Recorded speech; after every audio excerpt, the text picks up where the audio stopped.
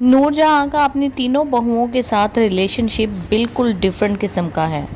سفینہ کے پیرنٹس موجود ہیں، اس کی ایک فیملی ہے اور حنید بھی کافی حد تک اس کی بات مانتا ہے انٹل اور انلیس کہ وہ اپنی ماں کی بات نہ سنے، تب وہ اپنی بیوی کی ضرور سن لیتا ہے۔ نور بانو جو ہے وہ ویسے بھی بہت زیادہ اسٹرانگ ہے، وہ نور جہاں کی باتوں کی پرواہ بھی نہیں کرتی کیونکہ اس کو اس کے بیک گراؤنڈ کا بہت اچھے طریقے سے اندازہ ہے۔ وہ اس کو 2 ٹکے کی عورت سمجھتی ہے، بالکل بھی اس کے زیر سایہ نہیں ہے اور نہ ہی اس کی کسی بات کو دل پہ لیتی ہے۔ لیکن سفینہ، نور بانو اور مہا جب دیکھ رہی ہیں کہ سنبل کے ساتھ کیا ہو رہا ہے تو ان تینوں کو ہی سنبل کے ساتھ ہمدردی ہے۔ مہا تو یہ چاہتی ہے کہ بھئی کسی کے ساتھ بھی، سنبل کے ساتھ بھی ایسا بیہیویئر نہیں ہونا چاہیے۔ اس کو وہ کہتی ہے اپنے شوہر سے کہ آزاد کر دو، یہ اپنی زندگی گزارے، ابھی ٹائم ہے، اس کے پاس جوانی ہے، یہ کہیں جاب کرے، کسی کے ساتھ شادی کرے، ایسے کیسے یہاں پہ زندگی گزارے گی۔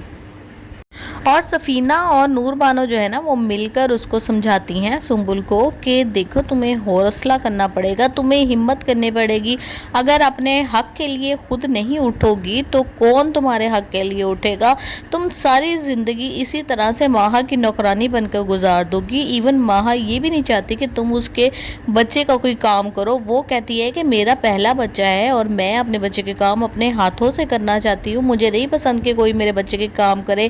خاص طور پر میری سوتن۔ خیر، اب سنبل کا ان کی باتیں سننے کے بعد کافی زیادہ اس کے اندر حوصلہ اور ہمت پیدا ہوگا، تو وہ چلی جائے گی نور جہاں کے سامنے، جا کے کھڑی ہوگی اور اس کو بتائے گی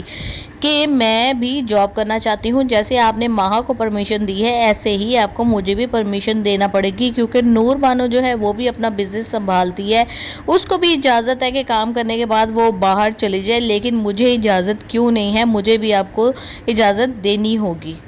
نور جہاں تو حیران ہو جائے گی کہ اس کے منہ میں زبان کس نے ڈال دی ہے، اس کو سمجھ آ جائے گی کہ کسی کی باتوں میں آ گئی ہے۔ وہ کہے گی کہ تم میرے سرونٹ کی بیٹی ہو اور تم میرے ساتھ زبان لڑا رہی ہو، تمہیں اپنی حیثیت کا نہیں پتا، تم یہاں پر اسی حیثیت میں رہو گی جس حیثیت میں تمہیں رکھوں گی، اور آئندہ اگر میں نے تمہاری زبان چلتی ہوئی دیکھی تو تمہاری خیر نہیں ہے، تم اس گھر سے باہر ہوگی۔